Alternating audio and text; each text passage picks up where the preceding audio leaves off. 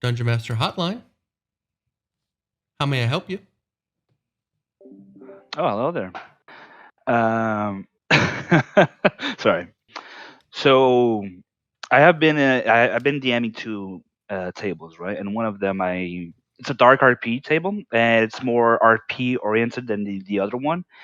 And I have in total 5 players, right? One has been introduced now. Two of them are keeps RPing with each other, like they keep talking with each other, and engage in the story. But there's two other, and they stay quiet for the majority of the time. And I tried to engage them a little bit, right? I gave them like little snippets on what their backstory, try to introduce new NPCs for them. But for the majority of the time, they stay quiet. And I would like your opinion or suggestion of what I could do to improve this. Okay. So at any point do the two quiet ones ever get like steamrolled by the talkative ones? Not that I've noticed. The other two, they have been quiet. I talked with them a little bit to make sure, like maybe I didn't see this was a problem, right? It could be a problem and I didn't notice. So I talked to them a little bit. Like try to talk with the others a little bit. But when they try to, like say like the name of his character is Kendrick, for example, right? He says, Mhm. "All right, Kendrick, what should we do?" And he was like, "I don't know. I think we should kill the person, or I should cast a spell, stuff like that. Not very, very short answers." Okay. All right. So when you have players that aren't engaged, there's like a simple, like the easiest way to kind of to treat that or to address that is to kind of treat them like molded clay. So if you have players that are super engaged, you already know that you can like they're set. They're gonna eat up whatever you throw at them. But if you have players that aren't, you can use them to test out what it is they're looking for. Because obviously you don't know what it is that they want because they're not engaging Yeah. with the NPCs, for example. No matter what NPCs you throw at them, they're just not feeling it. So what you could do is throw other things at them, like puzzles would be a good one. Um, Combat. Yeah, one of them really likes combat. There you go. So that was my next question: is there any point in the session in the game where they are engaged, like where their face lights up and they're just like their voice goes, a much higher pitch? Is there any moment in the game where that happens?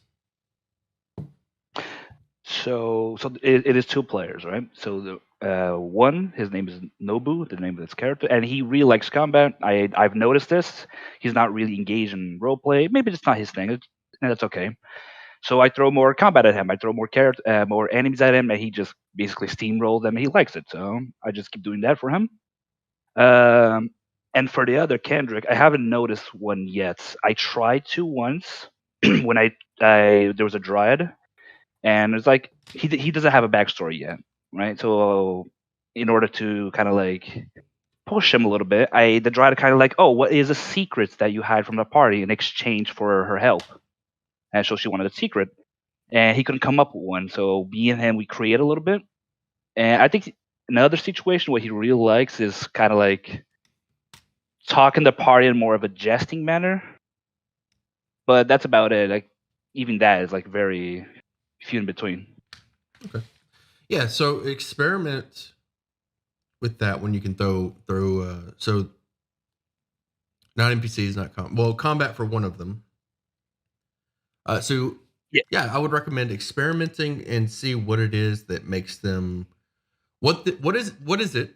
I want you to have an answer for this question. What is it that makes them show up to or why are they showing up to the table? Like figure out what it is that they're looking for, and maybe they don't know what they're looking for, which is why you want to experiment with new things. So, like a good example would be puzzles. So Hmm. hit them with some puzzles, hit them with some combat, Yeah, hit I them just with did the. one, and they're kind of stuck on it, so it's pretty funny. But That's good. uh, actually, Kendrick, he's trying to solve a puzzle, and he's trying to talk with the team, but stuff keeps happening in the table that they can't concentrate on the puzzle itself. Oh, distractions at the table. Gotcha. That is a whole nother topic. So you said you had 5 players. Two of them are super engaged with each other, and 2 of them. So I like that you asked the 2 players that were super engaged and super role play, to try to drag them into it. Some players just don't. Some players just aren't interested. Like, and that's okay. Let me know when initiative starts. Kind of players. That's okay. Yeah, I talk to them. Like I think like that's the first thing you have to do as a DM. Like if there's a problem, you talk with the players. So I tried to talk with both of them. I talked with Noble because he was a little bit murder hobo-y, Mm-hmm. a little bit, but we solved that, so it's not an issue anymore. And Kendrick, I talked like, is there anything I can do? Like, are you liking the table? And he's like, yeah, he's liking it. Just like, all right, you want me to improve something? And he says it's all good. Um, maybe that's something more related to me. Maybe I want him to roleplay more. Maybe he just likes to be at the table and just participate in little ways. But yeah, I was actually going to talk with him today, but then you posted the hotline. I was like, I got to see his opinion. Yeah. Yeah, that would be my advice. It's really easy. Like you'll know the moments. Like you said with that guy in the combat. Like when combat starts, he's like, yes, I'm like starts giving descriptions for his attacks and eats it all up, and he's talking about the different ways they're gonna kill whatever they're fighting. That's when you know. So it's like, okay, All right. when I want you engaged, I know what to do. I know throw combat in there just for you. And then with the other 2, it's like when I want you guys engaged, role play.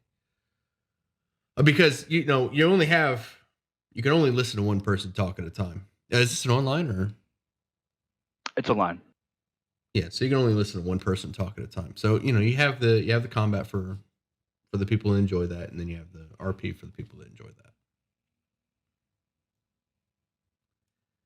No, I'm gonna talk to him, see if he wants more of something. Maybe there's something I'm missing and just didn't notice.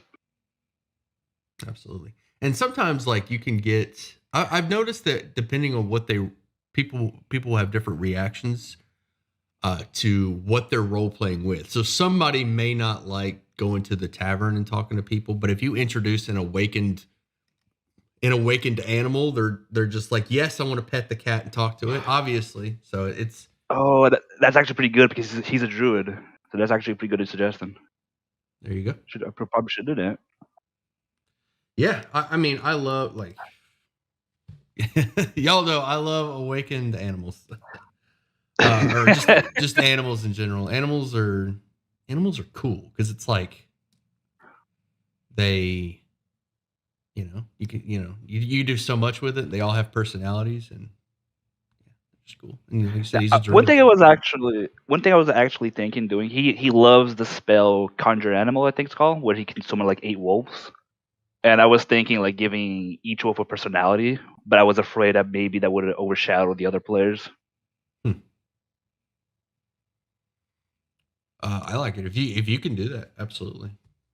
If the wolves are recurring and you want them to be characters, that'd be worth a Yeah, shot. because I think he did that spell like 4 times already. It's pretty funny. Yeah, if you give those wolves a personality, maybe make them bicker, or give them a pack leader, and then like, yeah, if you give those wolves a personality, that could go a long way. Yeah. But I think that's pretty much it. Perfect. So thank you for your time. Yeah, happy to help.